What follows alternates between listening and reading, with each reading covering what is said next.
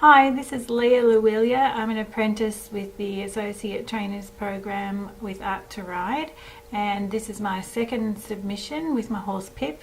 She's an 11-year-old thoroughbred riding pony cross, and I've been working with her for about 3 years or more, almost 4 now, just on and off.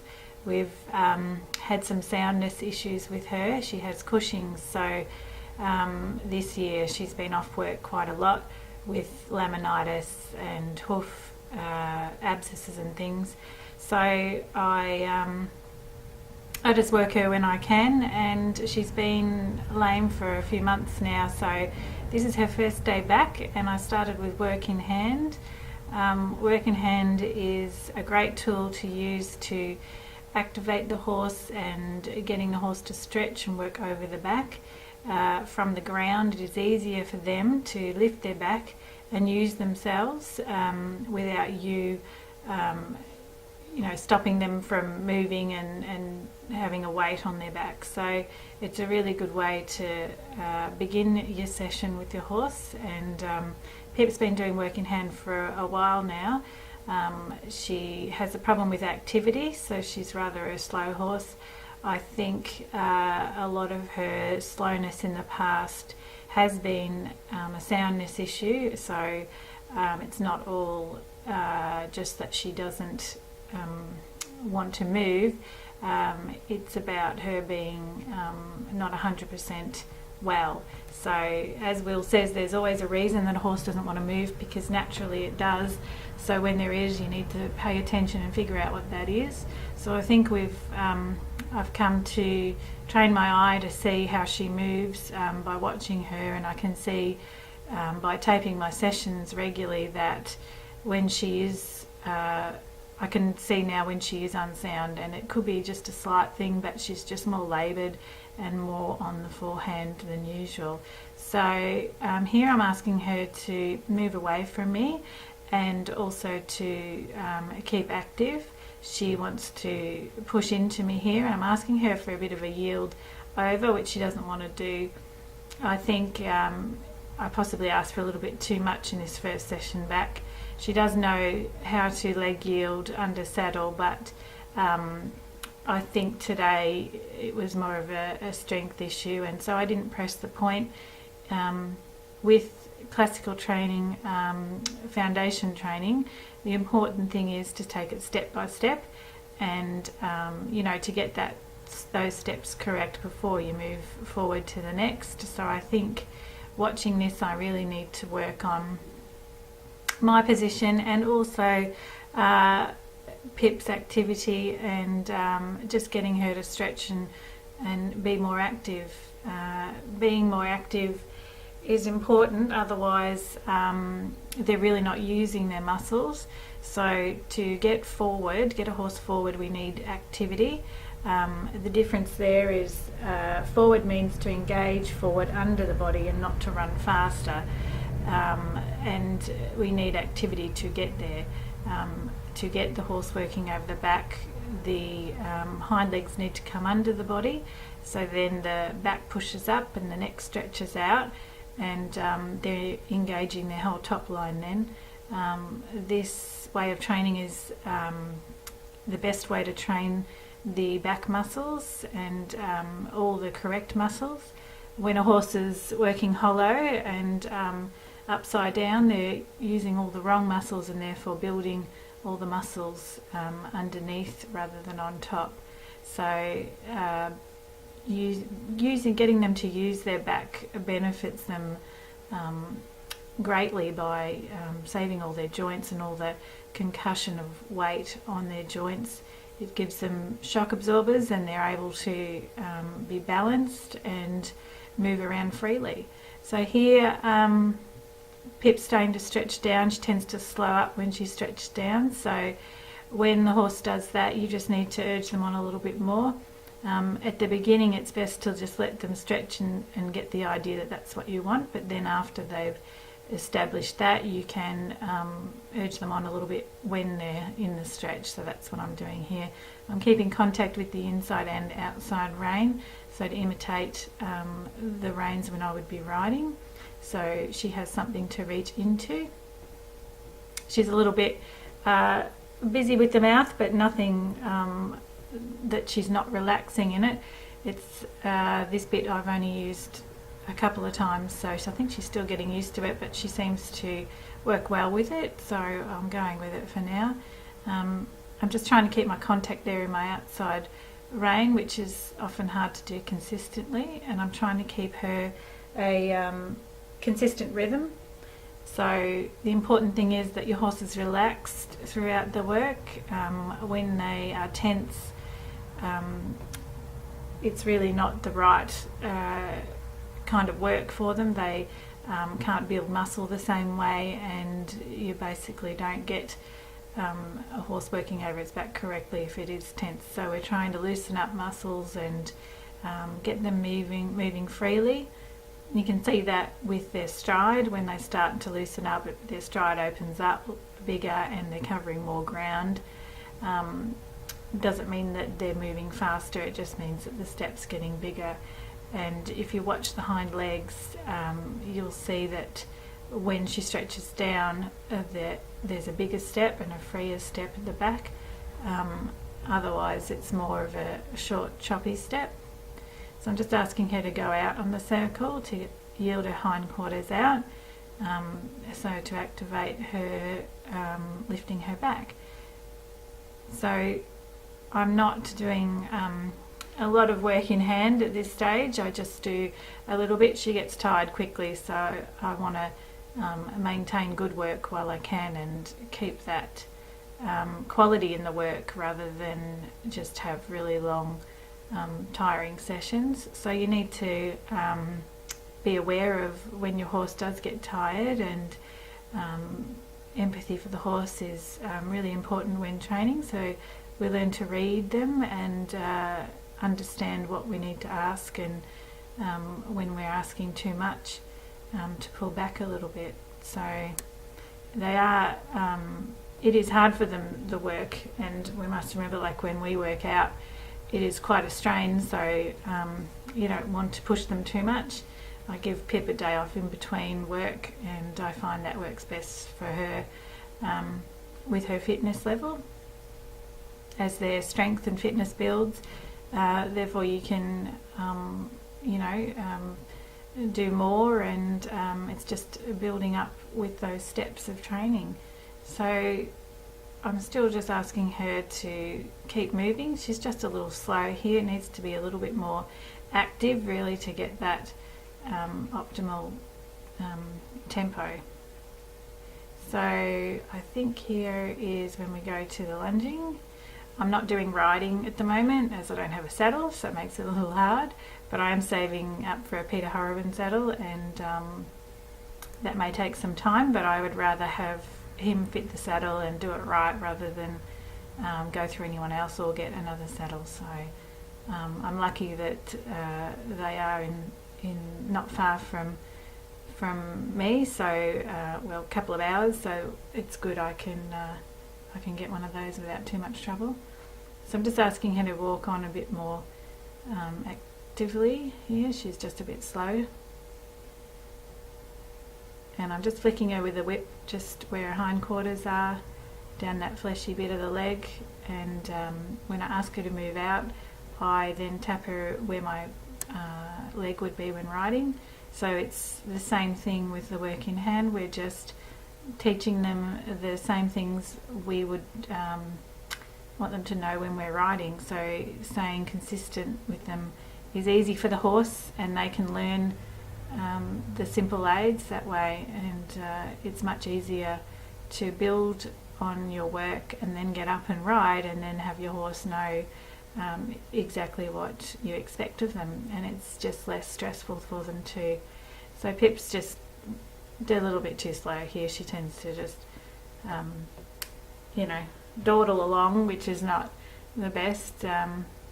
She does cough always at the beginning of her work, and I allow for that. I don't push her on when she's coughing, so I think she does that in a minute when I start trotting. So but here we just need a bit more activity. It's funny when you see the video it always looks so much slower than when you're doing it, but yes, that is again too slow. I chose to film my first session back. I wasn't sure that I was going to get this submission in at all in time because she's been lame, but I chose to film the first one back because she has more energy always after a rest. So that's when she just coughs, so I let her come back to a walk, and she does stretch nicely in the trot, and she's quite established in the stretch. She knows what to do. She's been doing it for a long time. It's just getting that activity and fine-tuning everything now. I'm holding the lunge line like I would when I'm riding, and with it in my other hand as well. I thought I would try this way as I've seen everyone do it, and it felt really comfortable actually, and it helped me keep the contact. So maintaining the contact all the time is important. So you're communicating with the horse as you go, and you're able to guide them, and it just helps with the getting their energy going, and also getting them active. So I'm just asking her to move a little bit more actively, constantly. I don't want to always be nagging at her though, so I just pick and choose when I do it. I can see when her head comes up, I just give her a little tap. She knows to keep moving forward, and to stretch, go back into the stretch. So that's how I taught her in the beginning. I just let her stretch. I didn't use a sham bone or anything. I just waited for her to stretch, and all horses enjoy stretching because it feels good. And so it's not a hard thing to teach. It's just a matter of having the patience to wait till they find out that that's what you want them to do. And some horses, obviously, if they've been hollow for a very long time, they might need extra tools and things, but Pip just started doing it quite quickly. So especially in the trot, she started stretching first in the trot rather than the walk, and eventually we got the walk. So it's just a matter of staying with it and being consistent with it. So she's still a little slow here. She's popping her head up because there's some action going on, as you will see. This is Marty, the colt, and he's been playing with the ball. So he was running around with that. He's so cute. So that was quite distracting, but Pip's a very level-headed horse, and nothing much bothers her. So she has become even better temperament-wise with this work, and she was a little bit resistant and spooky when I was riding her hollow many years ago, and now you see the horse transform as you go. You see them more confident, and they're more relaxed. So things, because you're not asking them to do anything they physically can't do, they're very happy to go along with the training. That wasn't a terribly good example as I said that, but that's because she just doesn't want to move, and sometimes I need to be a little firmer with her and ask and give a stronger tap. Just that's better. Get her moving along. So I just keep asking. So when I'm lunging, I'm watching her hocks, and you can see there they're starting to circle, and once she really gets activated and working over her back, you can see her pushing off the ground. So it's kind of like they are beginning to glide along and float. So she's got her hindquarters facing in, and I'm trying to get her four legs on the same track. So I'm asking for her to put her hindquarters out, and that's when she lifts her head up. But she soon goes back down. And so in this training, you notice with your own horse the steps that you go through, and what level you're at depends on what you will ask of them. So you'll know as you're training, what they can do and what they can't. Pip's happy to do a circle this big now, whereas before I used to walk with her on a bigger circle. So you just need to take notice of what your horse can do and make sure what you're doing is the horse is capable of and can work over its back in what it's doing.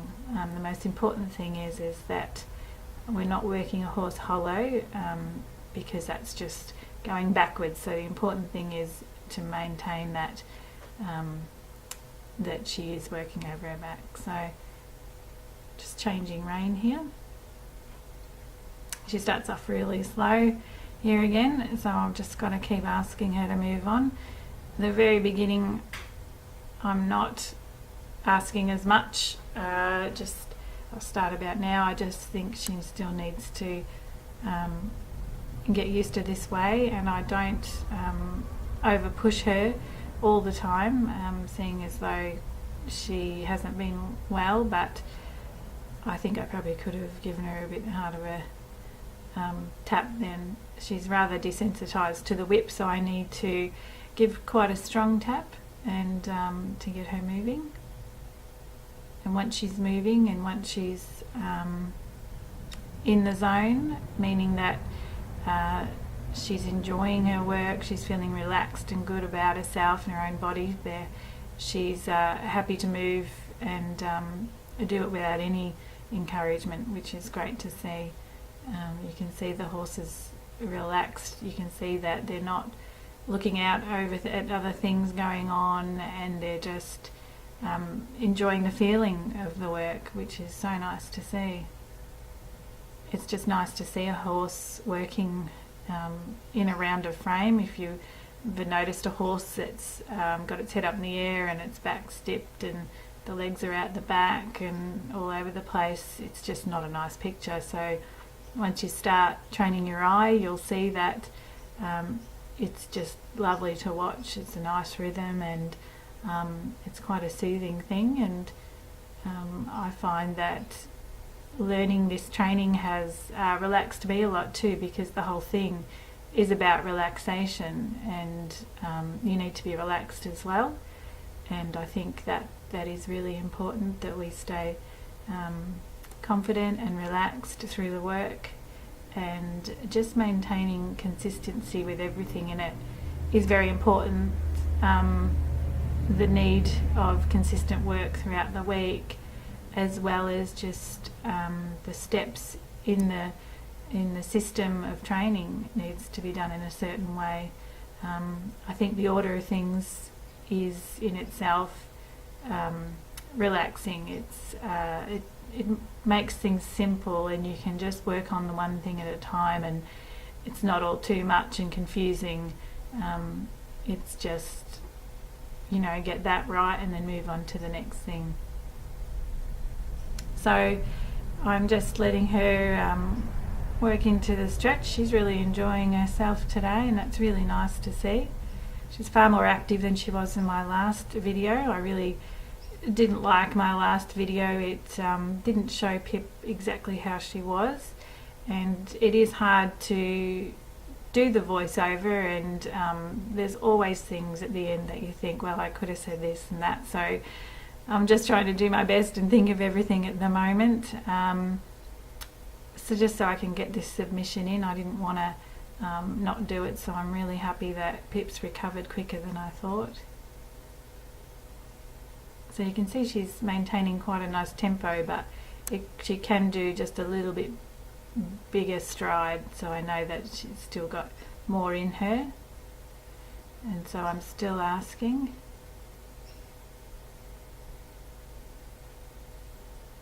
So she's got a nice stretched neck there. You want them to be stretched out and forward, not to curl up, so it's nice to see her doing that. She was slightly feeling a little bit like heavy, like she was pulling out a little bit in this session, but I just maintained the contact and kept asking, and I think those two things is what's mainly important with lunging. Knowing when to use your whip, and for your own posture to stand up straight and keep your energy levels up. And and you can see she still wants to pull to that outside track. So I've started from the advice of Anne, which was good from my last video, not to work on that outside track, because they do tend to just stick to the fence then. They're like magnets, and they don't work correctly when they're in the gully of the track that they've made. They can trip over and so forth. So I just brought her back to a walk now, and I let her walk around for a little while. She does sort of fall apart at the end there, so I do try and keep moving her on.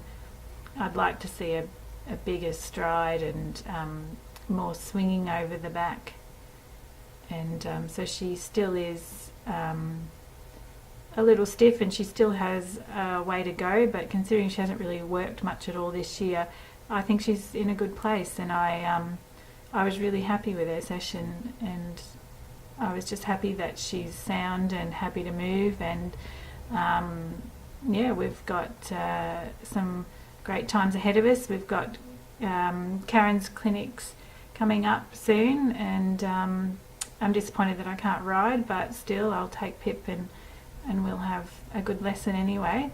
And I'm really looking forward to hosting that and spending time with Karen. And then Will's back in March, so that's just fantastic. I've got some great things ahead, and I'm really looking forward to everyone's comments, and I will definitely take on board any advice. And yeah, I thank you all for watching, and I really enjoy watching everyone else's videos too. I think everyone's doing a fantastic job, and it's very encouraging to see everybody doing the same thing, and it's just great.